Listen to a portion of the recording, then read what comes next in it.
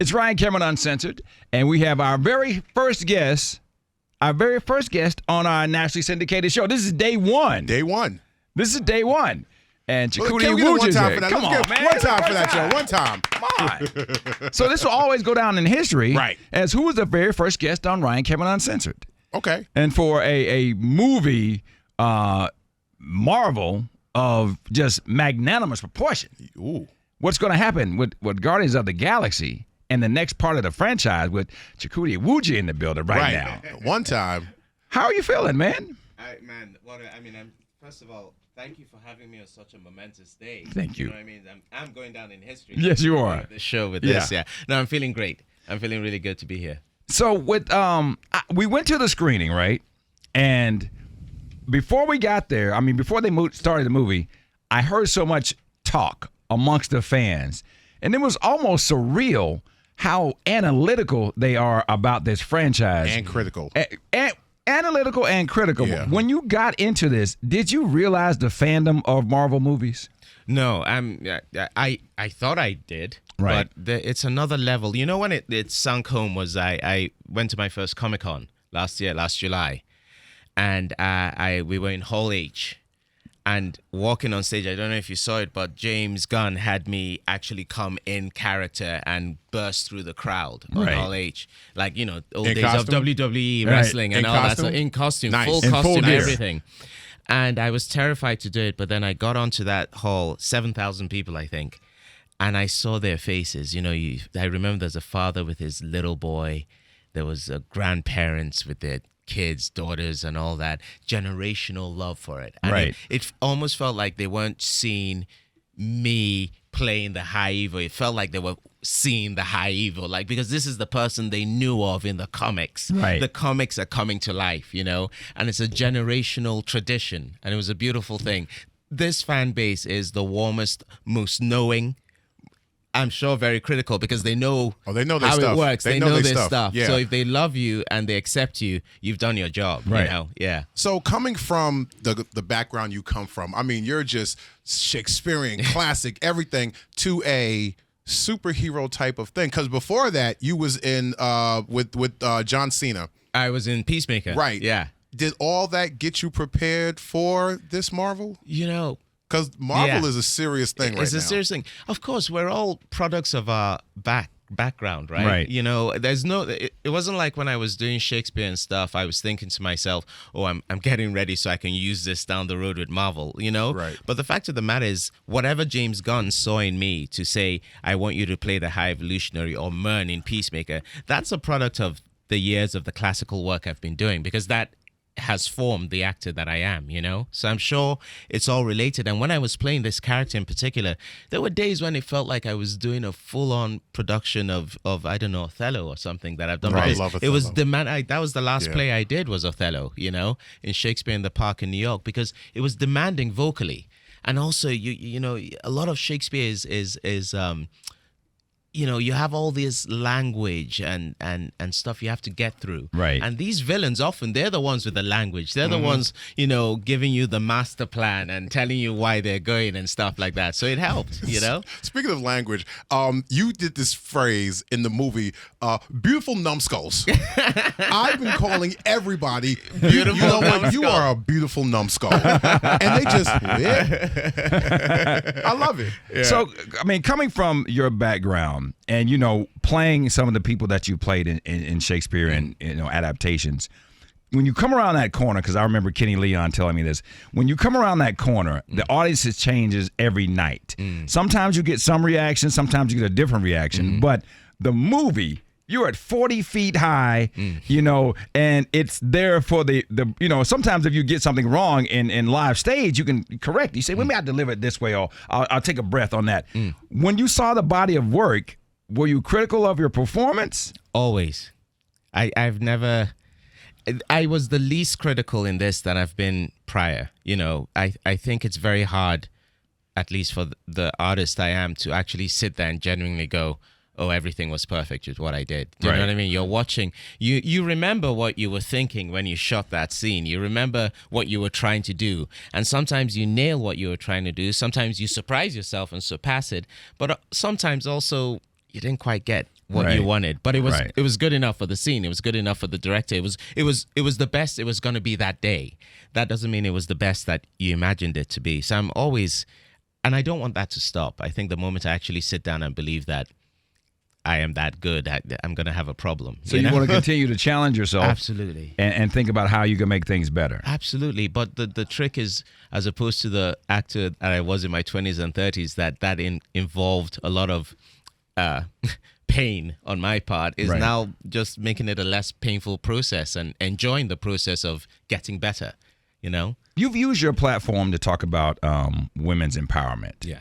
And you talk about your mother and your sisters. Your team, is there a lot of women involved in your team? You know what's incredible? My team is predominantly women. Yeah. You know, Ramona, who's here, is my, publicist. Hey, Ramona! Hey. And the team, Brynna Rifkin and the team at Narrative and stuff, I'm handled entirely by women there. My manager's a woman. My agent's a woman. My other agent from London, John, is not a woman, but, a lot of his team. Right. And it's not something deliberately I did. I think subconsciously I was raised by very strong women, whether it was my mom or my aunts or my sisters who... I feel like I'm very lucky that when people say, who are your role models, I woke up with my role models every day, and, my wife, I just felt that when I interviewed these people to come on my team and when I met them, I related to them in a very strong way. There was never a conscious choice to say, oh, it has to be women. They're just the people I related to, Okay. Can you please teach me how to go from a British accent to an American accent? Like, I don't understand. Like, it's so flawless. Like, how do you do that? I don't know, because it's so painful for me. It's like talking with dormice in my mouth is how I feel. Like, it's because it's studied. I have a wonderful dialect coach, Coley Calhoun, and who I've worked with for several years, and it's like every time I come to a role, some people are natural. There's some actors, it kills. Even my sisters are naturals. They can just hear an accent and pick it up. I have to study it. And the way I study it is like a piece of music. So these are the lines I'm going to say. I have to study how to say those lines. Does that make sense? So It makes perfect sense. It's not like someone says, oh, just like improvise. I go, no, I'm not going to improvise. Give me the lines and I'll figure out how to say them properly, Yeah. But a big part of it is I will say is placement. Like, as I'm talking to you here, I speak very much from my sort of soft palate up. Right. And that's where the sound is. The American sound it tends to be located lower. You know what I mean? So like the jaw doesn't quite move as much, So I would if I wanted to say something like in my natural accent, how are you today? It's all moving here. Right. If I were doing an American accent, how are you today? Like today. Like it's like that. Okay. It's today. I have to say today if I was doing it in an English accent, It's just more relaxed in general. And it's really hard for me to just improvise it. I have to look at it and go, oh, that word, okay, now I have to do this with this. So I have to do this, It's fun though, but it's so rigorous because I rarely ever act in my natural accent. So what do all of your family members, your wife, your everybody from back home, what do they think about you going from theater to this? I mean, that's a huge leap. Yeah. What is their opinion on it? What are they proud of your accomplishments? Oh my God, I was just saying, people have been asking me, how do you feel doing this movie and everything, and I go, I can only make sense of it through those closest to me. Right. Their joy and their relief for me. I didn't realize they were all holding their breath, just as I've been holding my breath as an artist. Because you're constantly holding your breath. You don't know how far you're going to go, when the safety net really is going to appear, if ever.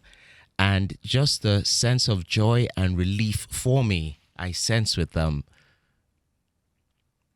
It's a beautiful thing. I get emotional thinking about it. Even in the opening the other night, I had the whole row of my team and close friends. My brother was there, and my wife and my manager, and I looked across the row in the middle of the movie. They didn't see me looking at them, but they all just sat there, heads tilted back, mouths slightly ajar, watching. And I was like, oh, okay, I'm home. I'm home. That's a great feeling. Yeah, that's a great story. And we are so excited about you being our first guest today. I know we got to go. What do you want people to walk out of this film the feeling, because like we've talked about in the very beginning, they're very, very vigilant and critical. And I mean, the fandom is unbelievable. Die hard. When, because the best movies I've ever seen, we always have a conversation in the car Yeah. about it. Yeah.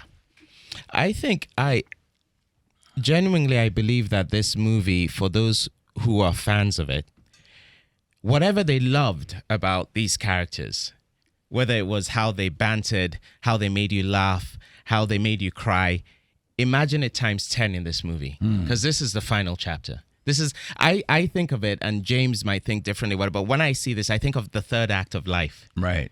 When everything counts a bit more. Does that make sense? Yeah. Because you're not going to get as many chances to do it again. And there's something about the laughter and the tears and the heart and the music and even the action sequences that it just feels like it's counts more, Right. So I'm seeing a Guardians movie, but it's not a Guardians movie that has blown off into the universe in different directions. It just feels like it's gone deeper. They've mined it. So every emotion is mined deeper and rooted deeper.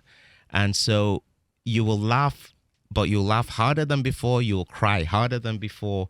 You'll be exhilarated, but even more than before. So just know that James landed it. He took care of you because he knew how much this franchise meant to them, Awesome.